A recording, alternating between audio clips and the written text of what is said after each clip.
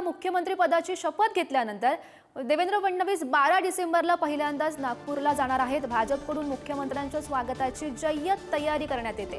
न भूतो न भविष्यती स्वागतासाठी भाजप नियोजन करत आहे। नागपूर विमानतळ ते धरमपेठ निवासस्थानापर्यंत भव्य मिरवणूक काढण्यात येईल। जेसीबीच्या सहाय्याने फुलांची उधळण देखील करण्यात येईल।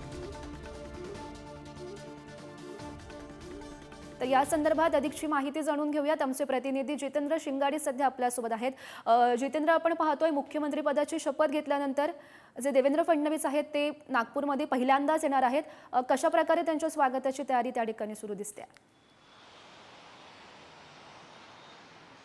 गौरी 2014, 2019 आणि त्यानंतर 2024 आलेला आहे। तिसऱ्यांदा देवेंद्र फडणवीस हे मुख्यमंत्री पदावर विराजमान झालेले आहेत। 2014 मध्ये देखील जेव्हा ते पहिल्यांदा मुख्यमंत्री पदावर विराजमान झाले होते त्यानंतर त्यांचं पहिलं जे नागपुरातील आगमन होतं त्यावेळी भव्य अशी नेत्रदीपक रॅली काढण्यात आलेली होती, मिरवणूक काढण्यात आलेली होती। विमानतळ ते त्यांच्या धरमपेठ येथील निवासस्थानापर्यंत ही भव्य रॅली भाजपतर्फे काढण्यात आलेली होती। त्याच प्रकारच्या रॅलीचं आणि त्याच प्रकारच्या स्वागताची आता जी जय्यत तयारी आहे ती भाजपकडून सुरू करण्यात आलेली आहे।